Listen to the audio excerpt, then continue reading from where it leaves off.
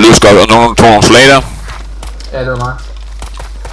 Og der er... Den der bygning derovre. Ja, lige præcis, lige præcis. Ja. Der er ikke noget info, jeg har været det. Okay. Der ligger faktisk noget der, men okay. Gør det? Ja, det er lysgående hurtigt, så nu. Ja, det gør det også. Det så rimelig tomt ud. Det her, det er fandme exposed shit. Det er det. Meget exposed shit.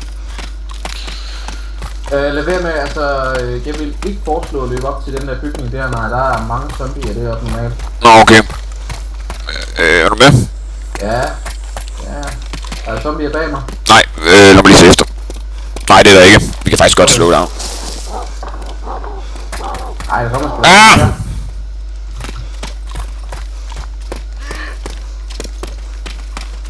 Skal vi tilbage med dem igennem der? Jeg vil fortsætte hen ad skinnerne. Okay. Der er et rødt hus lidt længere hen, hvor man kan komme ind i, tror jeg. Det tror jeg lige, at tjekker. Ja. Vi har 2 zombier her til os nu. Det har vi nemlig.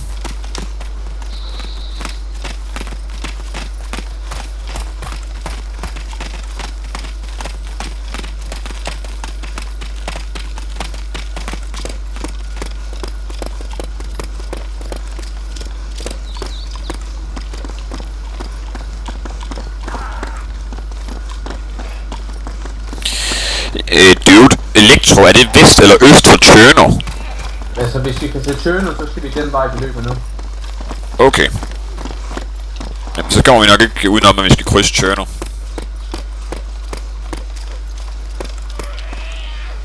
Ja, lige præcis den bygning der, den tænker jeg også, den kan vi gemme os i.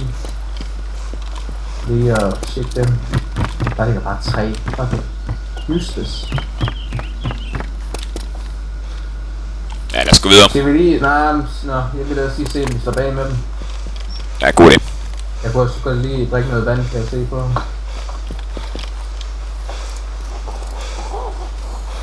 Vil du forresten have en waterbottle?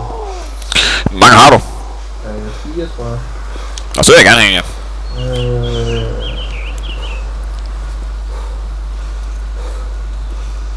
ja. Ja. Ham der dyben, han er sgu da anden gang, han dør, det ikke? Ja, værsgo. Awesome. Det vil jeg glad for.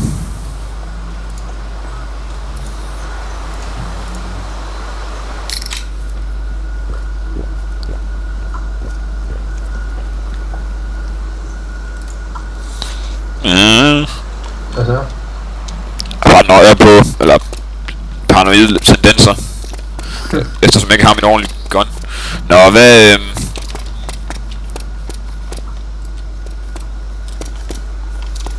Ja.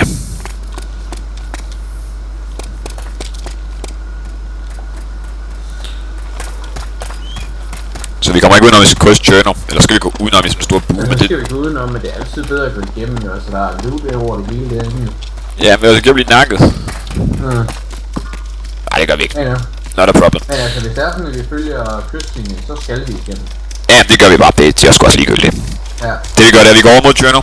Så fortsætter vinger mod vest. Går sådan der lorte, bliver jeg døde. Får alt mit gear tilbage. Går stik nord, til vi når militærbasen. Men er der ingen militærbase her nu omkring os? Jo, den kommer efter Tjørner. Ja, ikke? Efter Tjørner, inden den der by, min lige ligger i. Den militærbase, den plejer altså også at være rimelig godt loot der nu. Ja, det tager vi bare på vejen. Ja, det synes jeg, vi skulle. Bortset fra, det var det, jeg blev nakket sidst, da jeg havde en god... Hold kæft, den dør konstant om der. Ja, det kan være, at han er et sted, hvor der er andre folk, så vil han tilbage til at have sit loot. Og så hver gang han prøver, så bliver han nakket igen. Det kunne man godt tage en hypotese om, ja. Ja, jeg har i hvert fald været i en situation før. Jeg har lige været her. Der ligger faktisk nogle til... Ja, der ligger ammunition til min revolver der, men jeg har rigeligt selv. Jeg har også rigeligt. Nå, okay, det er fint nok der. Nu skal vi have 4. Der er en granat. De er farlige, er de ikke, Niels? Nej, Nej. dem kan man bare smide, som det passer ind. Ja, lige præcis. Det kan godt være, at man lige skulle arbejde på at finde ud af, hvordan man smider ting først, og smider dem langt væk. Yes. Jeg tænker venstre omkring den her tankstation der, fordi der plejer aldrig at være noget. Det er sandt, det er bare lort. Ja. Men der er zombier, det nu er det lidt.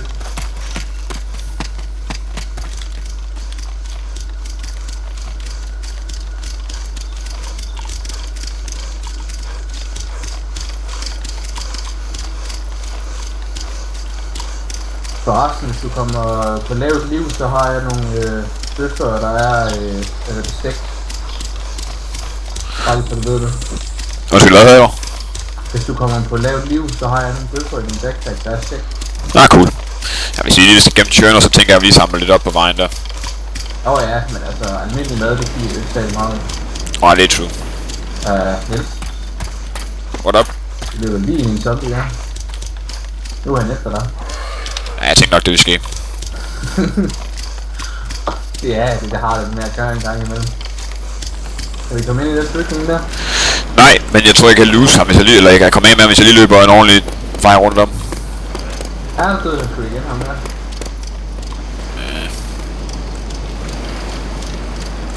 Så var jeg ude og vejen til herude, så. Ja. Hvad sker?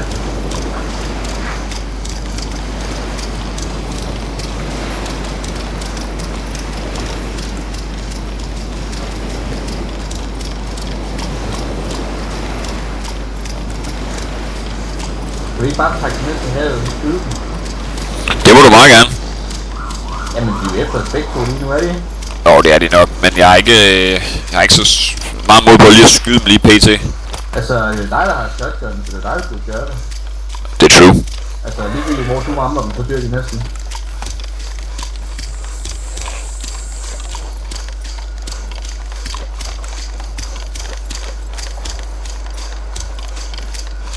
Nå. Jeg er ikke lige bag ved mig her, kan jeg se. Hvor bliver du egentlig af? Jeg løber lidt længere op foran dig, men skal jeg lige snakke med den der zombie der er efter os, eller hvad? Jeg tror, vi løber lidt væk fra hinanden.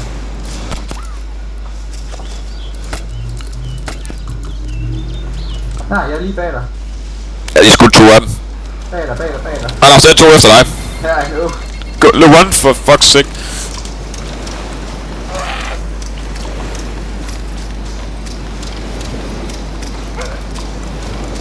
Er du sikker på, at Tjørno er vest for Elektro? Ja. Jamen, så er det jo nok Tjørno, vi kan se på den anden side af den store bakke deroppe. Selvfølgelig er det det. Det derude, det er jo det der, hvad hedder det, fyrtårn der. Det er rigtigt. Det er det, der kommer Tjørno. Det er rigtigt, ja. Ja, den der kyst her, den kender jeg en god del nu. Der har du været før. Et par gange. Jeg synes, det er sjovere, når man kører i bil hernede. Så går det lidt hurtigere. True that. Du kan bruge en cykel. Ja. Du har jo egentlig ret i, at cyklen er jo den ultimative zombie apocalypse virker. Er det virkelig? Det skal ikke tankes op. Det kører på. Det gør ikke noget larm som sådan. Voldsomt let at manøvrere med. Kan være overalt. Yep. Det er præcis.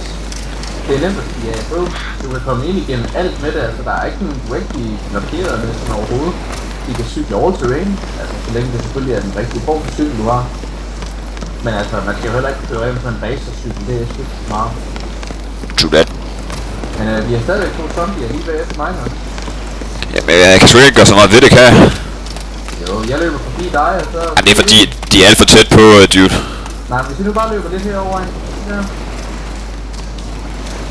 Ja, okay, jeg gør et forsøg.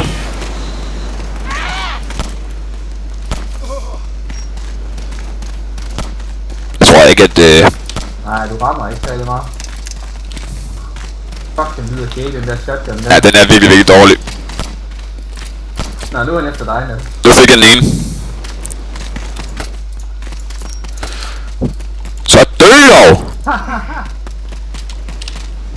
Den er simpelthen så ringe, den shotgun her, så du ikke fatter det. Fortsæt med at løbe, Christian. Var det dig? Jeg fik ham. Jeg skulle sige, var det dig, der skød ham? Ja. Fordi så var jeg fandme lige ved at blive bange. Hold kæft, den er ringe, den shotgun her. Den syg, den er det. Jeg glæder mig da også til at få en ordentlig gun tilbage. For satan, det var ringe det der. Smed han noget, man kunne bruge? Nej, eller han smed et magasin, men ikke noget, vi har. Nå, okay. Det minder mig om, når vi kommer til den militærbase, ikke også, så skal jeg fandme have nogle skud til min gun. Jeg håber godt nok, der ikke er nogen. Hvad for nogle max bruger du? Der bruger den. Den bruger noget, der hedder FN Fallmax, så det er sgu ikke så svært. Ja, okay, de er bare meget sjældne, så vidt jeg ved. Ja, det tænker jeg altså også. Det er bedre at have et våben, der bruger NATO-runder. De er så nemme at finde, jo. NATO rounds everywhere. Ja, lige præcis. De ligger bare overalt. AK-47-runden, så er sådan en.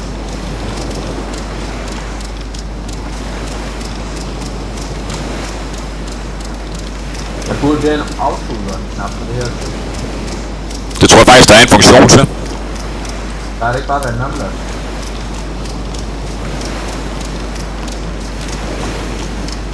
Nej, det er ikke.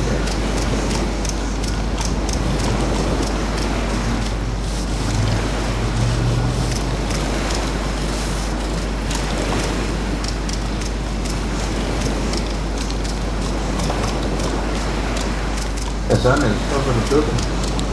Det var bare lige... Der er aldrig noget loot op ved lighthousene, vel? Nej. Fyrtårnet er rimelig useless, hvis jeg husker rigtigt. Der er aldrig, der plejer at være noget. Der er en ko lige derovre. Kill it! Kill it! Der er faktisk flere kører, men der er ikke rigtig nogen grund til det. Jeg har 5 stykker kød på mig. Ja, Ja, selvfølgelig godt, altså. Det er ikke noget problem.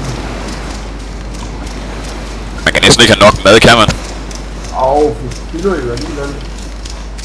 Jeg har nok backspace til det. Men vi har da sagt en fredning. Der var et æren. Nu var det så en ko.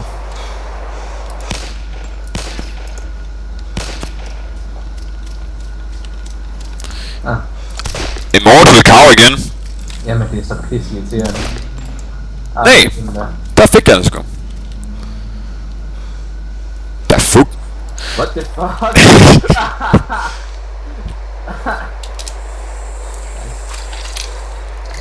Meget vigtigt. Lad os lige se, jeg har ikke gottet den endnu. 6 stykker meat. Smid det. Så skal vi bare lige op i skoven en gang.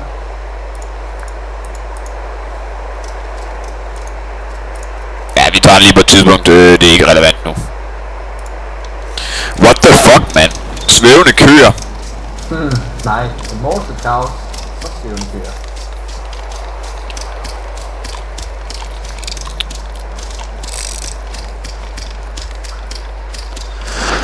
Nå, er det langt til Tjørno?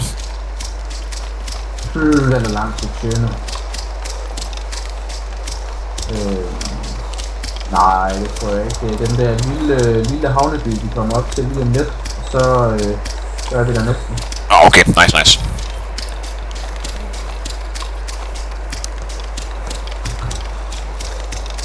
Day Sea Exploration. Jeg tror egentlig, der er godt udsyn op for det bjerg der. Hvis man nu lå det op med en ordentlig sniper, kunne man så ikke pille alle, der kommer den her vej? Jo. Men jeg ved ikke, hvor lang efter reelt. Hvis jeg nu sad deroppe med en kigger, så ved jeg ikke, om jeg måske også bliver rundt hernede. Jeg ved ikke, hvor lang rækkevidden er i det sæt. Ja, okay. Men jo. Altså, real life, så kunne du nok tage en del derfra.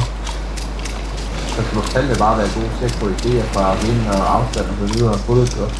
Ja, true that. Krumning og det hele. Ja.